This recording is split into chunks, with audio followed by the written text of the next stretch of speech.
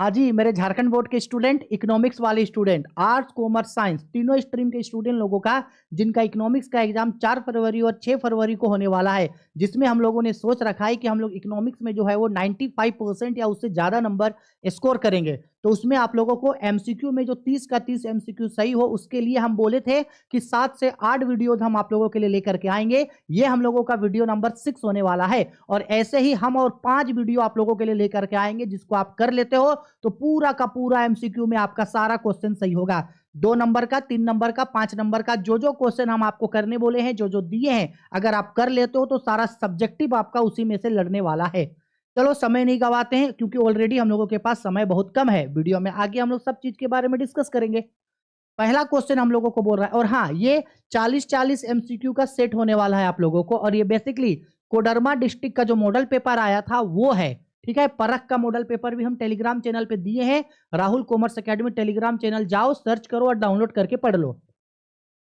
उपयोगिता का गणनवाचक दृष्टिकोण किसके द्वारा प्रस्तुत किया गया है? By whom was the cardinal utility approach was presented. तो कार्डिनल यूटिलिटी कॉन्सेप्ट यानी गणनवाचक सिद्धांत मार्शल के द्वारा बताया गया है। और अगर पूछता ऑर्डिनल यूटिलिटी कॉन्सेप्ट, कौन सा यूटिलिटी बाबू? ऑर्डिनल यूटिलिटी, यानी कि अगर क्वेश्चन में बोलता क्रमवाचक तो बोलना हिक्स और एलन ने किया था। हिक्स और एलन ने। हम साइड हटते जा रहे हैं, सबका स्क्रीनशॉट लेते हुए चलोगे आप लोग, ठीक है? आगे नेक्स्ट आते हैं हम लोग क्वेश्चन नंबर 2 पे। देखो क्वेश्चन नंबर 2 पे बोल रहा है, किस समावधि में उत्पादन के सभी साधन परिवर्तनशील होते हैं? In which time period all factors of production variable. तो ये होता है हम लोगों का दीर्घकाल में, यानी कि लॉन्ग टर्म में, जिसको रिटर्न टू स्केल भी बोलते हैं हम लोग। क्या बोलते हैं इसी को हम लोग? रिटर्न टू स्केल भी हम लोग इसको बोलते हैं, मतलब पैमाने के प्रतिफल भी बोलते हैं इसको, पैमाने का प्रतिफल भी बोलते हैं। ठीक है, ये भी आप लोग याद रखोगे। ठीक है, आगे क्वेश्चन नंबर 3 पे आते हैं। 3 नंबर पे बोल रहा है, उदासीनता वक्र होता है, इंडिफरेंस कर्व कैसा होता है? तो हम आप लोगों को कई बार पढ़ाए हैं।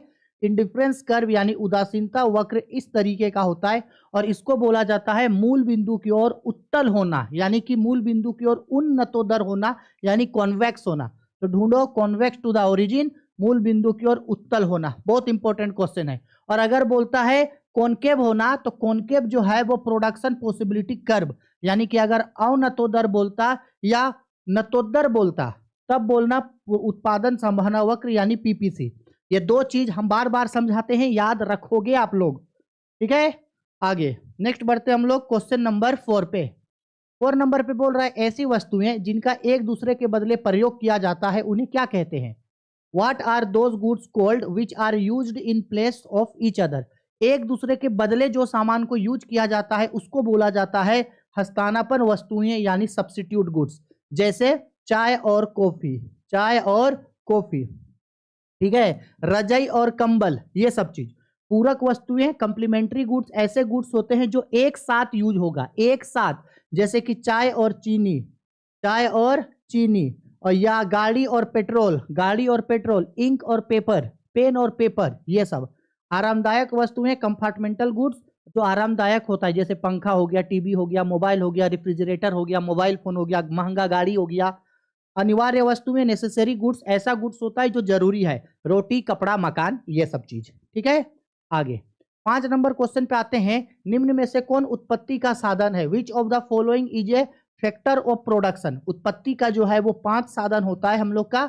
भूमि यानी लैंड साधन है, श्रम यानी लेबर भी साधन होता है, पूंजी यानी कैपिटल भी साधन होता है। तो इनमें से सब साधन होगा। ठीक है, आगे मार्जिनल रेवेन्यू का फॉर्मूला पूछ रहा है। तो मार्जिनल रेवेन्यू का 2 फॉर्मूला होता है, एक marginal revenue is equal to delta total revenue by delta q, या एक और फॉर्मूला होता है marginal revenue n is equal to total revenue n minus total revenue n, total marginal revenue ना, marginal revenue n is equal to total revenue n minus total revenue n minus 1। ठीक है, तो इस हिसाब से यहां फॉर्मूला होगा ये। ठीक है, और total revenue divided by Q, ये फॉर्मूला होता है एवरेज रेवेन्यू निकालने का। ठीक है, आगे बोल रहा है कि निम्न में से कौन एकाधिकार की विशेषता नहीं है? Which of the following is not a characteristics of monopoly. ठीक है, चलो देखते हैं कौन विशेषता नहीं है बोल रहा है। पहला, एक क्रेता और अनेक विक्रेता होता है। One buyer and many seller, गलत बात है, ये नहीं होता है। निकट प्रतिस्थापन वस्तु का अभाव, लेक ऑफ क्लोज सब्स्टिट्यूट, हाँ होता है। नए फार्मों के प्रवेश पर प्रतिबंध, restriction on the entry of new firm, होता है। तो बोला कौन विशेषता नहीं होता, कौन फीचर नहीं होता, तो ऑप्शन नंबर ए इसका फीचर नहीं होता है। Option number A right answer. आगे बढ़ते हैं नेक्स्ट क्वेश्चन पे। मांग की ढाल होती है the slope of demand curve. मांग वक्र का ढाल यानी डिमांड कर्व इस तरीके से होता है, तो ये क्या होता है? ऋणात्मक होता है। मांग वक्र का ढाल कैसा होता है? ऋणात्मक होता है, नीचे गिरता है। क्यों? क्योंकि जब कभी भी किसी भी गुड्स का प्राइस बढ़ता है तो उसका क्वांटिटी ऑफ डिमांड घट जाता है, और जब प्राइस घटता है तो डिमांड बढ़ जाता है। यानी कीमत घटता है तो मांग बढ़ जाता है, और कीमत बढ़ता है तो मांग घट जाता है। इसलिए मांग वक्र का ढाल ऋणात्मक वाला होता है। ठीक है, आगे नेक्स्ट क्वेश्चन में हम लोगों को यहाँ पे बोल रहा है एक अर्थव्यवस्था की केंद्रीय समस्याएं हैं। The central problem of an economy is, चलो संसाधनों का आवंटन कैसे हो, एलोकेशन ऑफ रिसोर्सेज, सही है। आर्थिक विकास, इकोनॉमिक डेवलपमेंट कैसे हो, सही हो। संसाधनों का कुशलतम उपयोग, इफिशिएंट यूज ऑफ रिसोर्सेज, सही है। तो ऑप्शन डी इसका राइट आंसर हो जाएगा। नेक्स्ट क्वेश्चन पे आते हैं।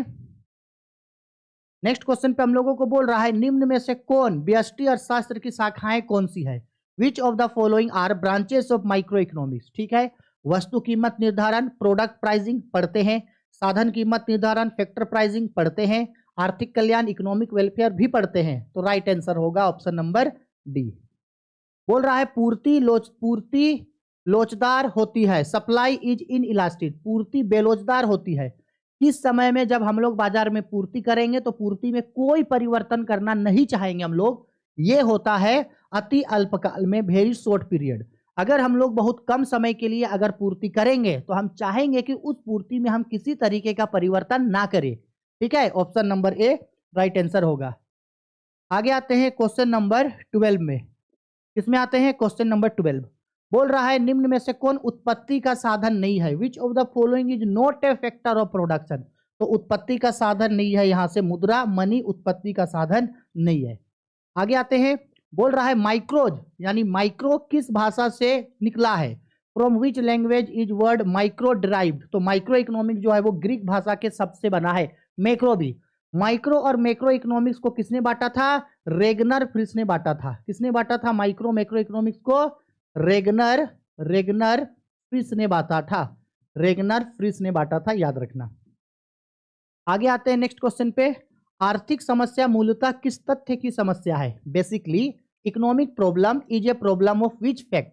तो आर्थिक समस्या मूलतः चुनाव की समस्या है, यानी कि चॉइस ऑफ प्रॉब्लम। क्योंकि साधन सीमित है, आवश्यकता असीमित है, मीन्स ऑफ सेटिस्फेक्शन लिमिटेड है, बट डिजायर अनलिमिटेड है। तो उस समय हम लोगों को चीजों को चुनना होता है। आगे आते हैं नेक्स्ट क्वेश्चन। उपयोगिता की निम्न में से कौन सी विशेषता है? Which of the following are the characteristic of utility.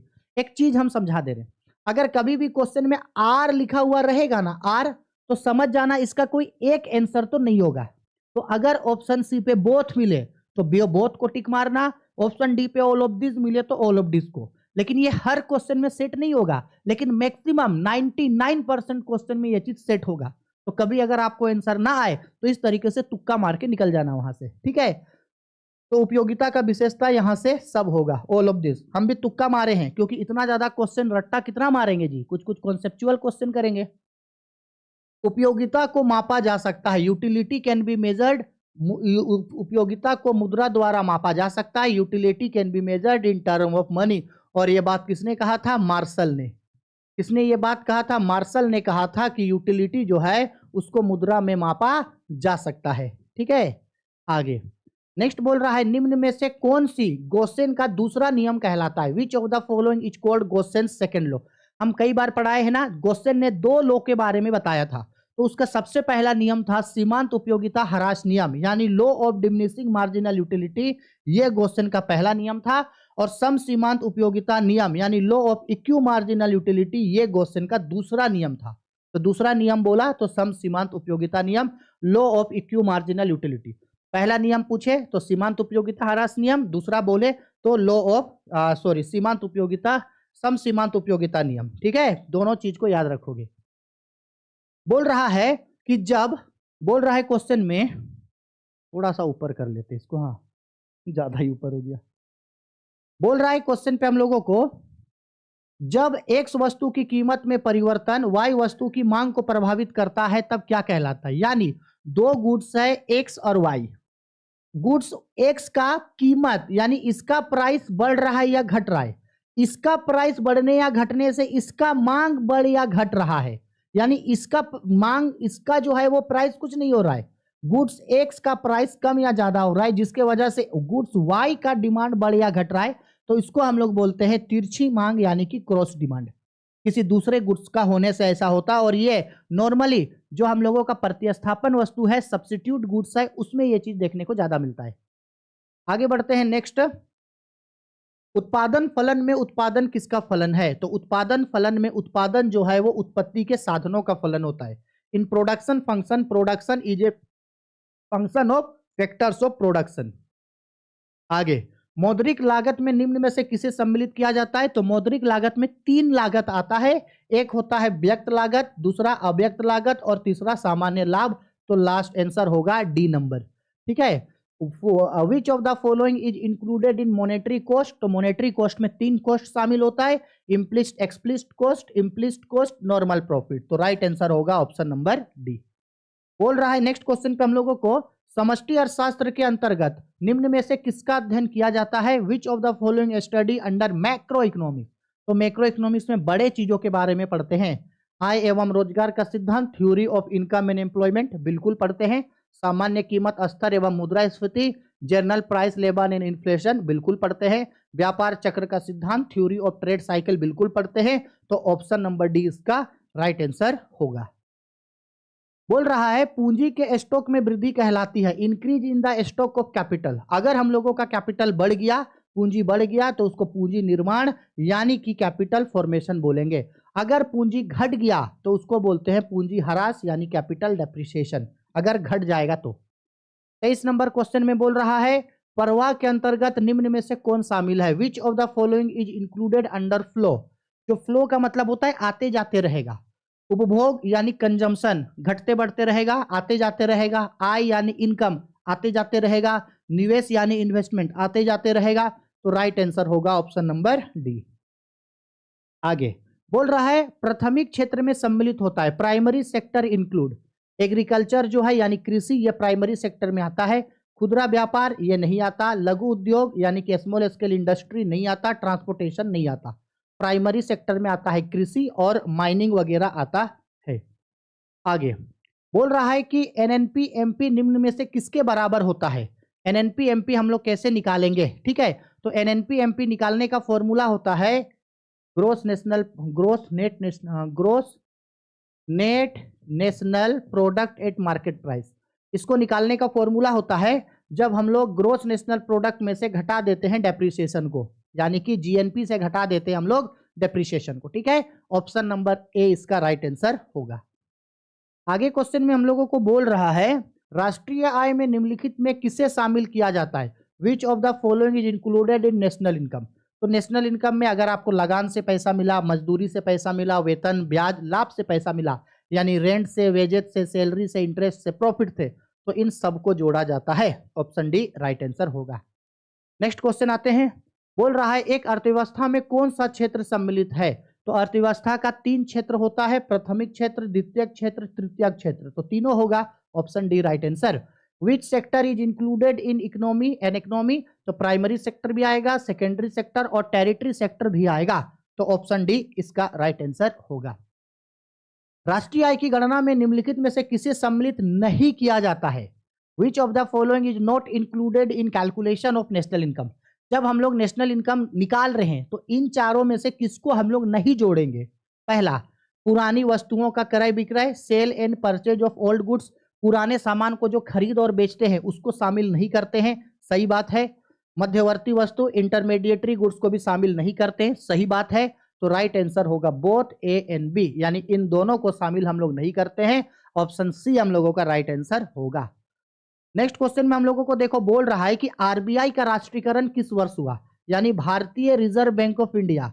हमको पता है हम लोग को कि इसको जो है वो 1935 को बनाया गया था, लेकिन 1935 को जब इसको बनाया गया था तो इस समय ये नेशनलाइजेशन यानी भारत सरकार का ये केंद्रीय बैंक नहीं था।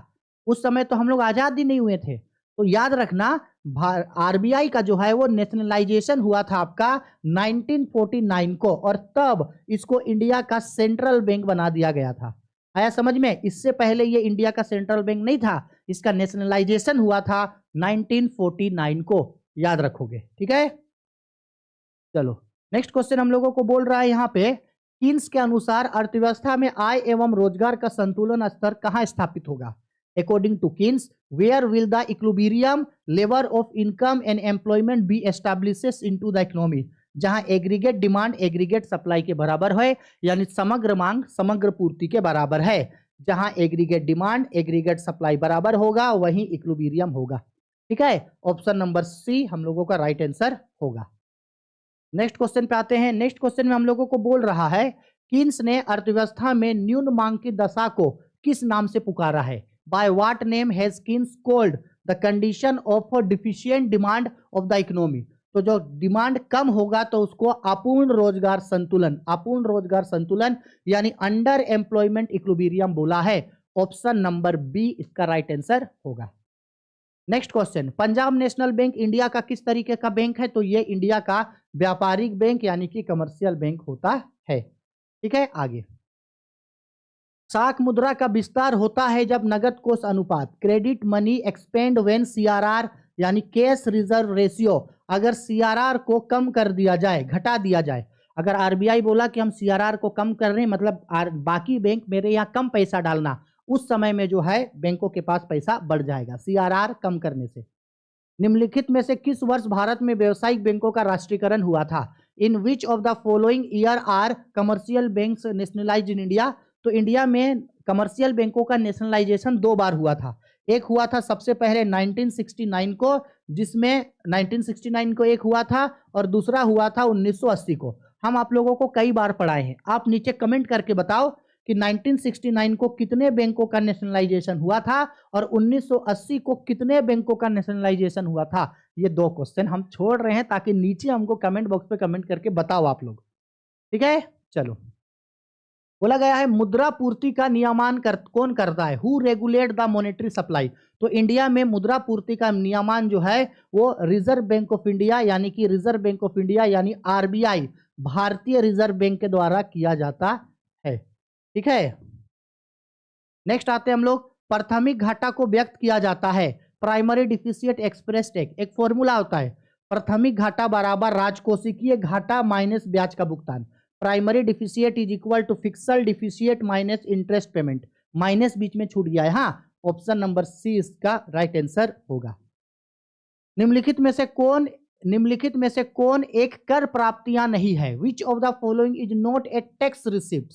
इनकम टैक्स, आयकर से टैक्स मिलता है, निगमित टैक्स है, सीमा शुल्क है, फी टैक्स का प्रकार नहीं है, बाकी सब टैक्स का प्रकार है।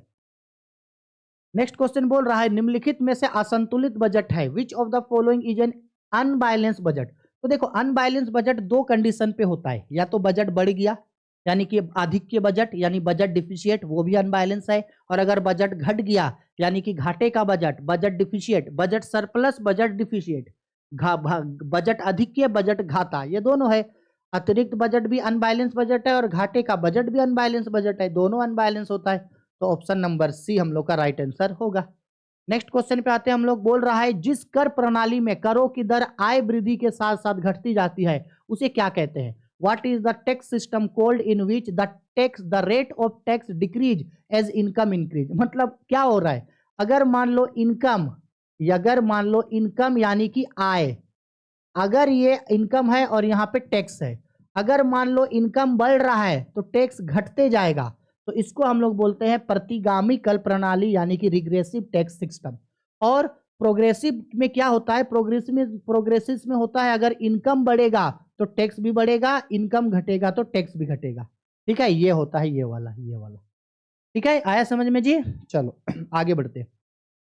लास्ट क्वेश्चन इस वीडियो का, भुगतान शेष के अंतर्गत निम्नलिखित में से कौन सी मदद सम्मिलित होती है? Which of the following item is included under balance of payment, यानी बीओपी में किसको शामिल किया जाता है बैलेंस ऑफ पेमेंट में? तो दृश्य मध्य विजिबल आइटम को भी इसमें सम्मिलित किया जाता है, अदृश्य मध्य इनविजिबल आइटम को भी इसमें सम्मिलित किया जाता है, पूंजी अंतरण यानी कैपिटल ट्रांसफर को भी शामिल किया जाता है। तो राइट आंसर हो जाएगा ऑप्शन नंबर डी। क्लियर बात है?